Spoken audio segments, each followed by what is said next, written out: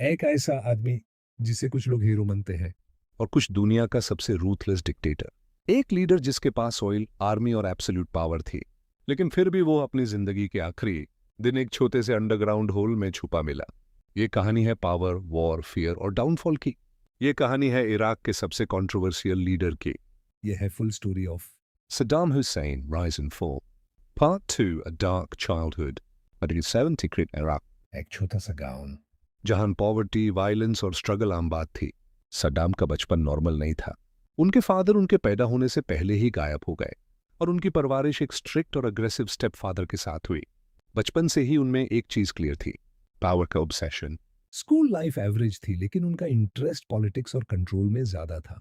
Teenage तक वो एक रिबेलियस और फियरलेस पर्सनैलिटी बन चुके थे।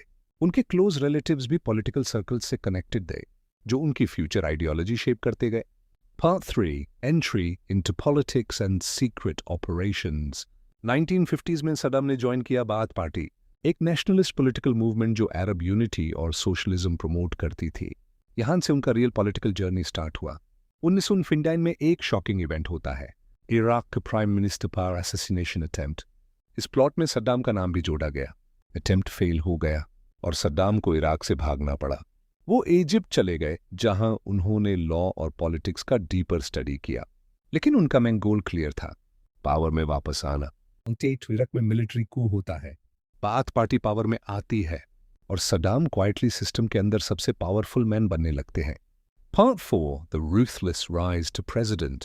1979 ऑफिशियली सद्दाम इराक के प्रेसिडेंट बन गए, लेकिन उनका पावर टेक ओवर पीसफुल नहीं था। एक सीक्रेट पार्टी मीटिंग में उन्होंने अपने ही पार्टी मेंबर्स को ट्रेटर डिक्लेयर किया। Room locked, names read out और एक एक करके लोगों को अरेस्ट कर लिया गया। कुछ को वही एग्जीक्यूट कर दिया गया। इस इवेंट ने एक क्लियर मैसेज दिया, ऑपोजिशन मार्क्स डेथ। अब इराक में एक फुल डिक्टेटरशिप एस्टैब्लिश हो चुकी थी। अनहोन सीक्रेट पुलिस सिस्टम बनाया, मीडिया कंट्रोल किया, पब्लिक फेयर साइकोलॉजी यूज की, पर्सनैलिटी कल्ट क्रिएट की। हर जगह उनकी फोटोज, स्टैच्यूज और स्पीचेस होती थी। Part 5, Iran Iraq war. 1980 Saddam ने ईरान पर वॉर लॉन्च कर दिया। रीजन सिंपल नहीं था, regional dominance, oil control, Iranian revolution का फियर। यह war 8 साल चली, हिस्ट्री की लॉन्गेस्ट कन्वेंशनल वॉर्स में से एक। मिलियन सोल्जर्स और सिविलियंस मरे, सिटीज डिस्ट्रॉय हो गए, इकोनॉमिक क्रैश होने लगी। लेकिन सद्दाम ने अपने आप को एक स्ट्रॉन्ग वॉर लीडर के रूप में प्रेजेंट किया। State propaganda full force power थी। वॉर एंड हुई 1930s में without clear victory, लेकिन इराक फाइनेंशियली वीक और हेविली इन डेट हो चुका था। Part 6, Kuwait invasion, the biggest mistake. Saddam ने कुवैत इन्वेड कर दिया। उनका क्लेम था, कुवैत इलीगली ऑयल प्रोड्यूस कर रहा है और इराक की इकोनॉमी को डैमेज कर रहा है। लेकिन दुनिया ने इस इन्वेजन को एक्सेप्ट नहीं किया। Coalition forces led by George H.W. Bush ने ऑपरेशन डेजर्ट स्टॉर्म लॉन्च किया। High-tech air strikes, massive military response. Result, Iraq की आर्मी क्विकली डिफीट हो गई, ग्लोबल सैंक्शंस लग गए और सद्दाम इंटरनेशनल विलन बन गया। Part 7, sanctions, fear and control. 1990s में इराक सीवियर सैंक्शंस का शिकार हो गया। Food shortage, economic collapse, public suffering, extreme level power. लेकिन सद्दाम की पावर सिस्टम स्ट्रांग रही। अनहोन ऑपोजिशन क्रश की, प्रोपेगेंडा मीडिया चलाया, फियर बेस्ड गवर्नेंस कंटिन्यू रखी। कुछ इराकीज के लिए वो प्रोटेक्टर थे, बाकी दुनिया के लिए dictator. Part 8, 2003 Iraq war and downfall. 2003 United States ने इराक पर इन्वेजन स्टार्ट किया। Leader George W. Bush. Official reason, weapons of mass destruction, WMD allegations. Baghdad fall हो गया, गवर्नमेंट कोलैप्स हो गई और सद्दाम सडनली डिसअपीयर हो गए।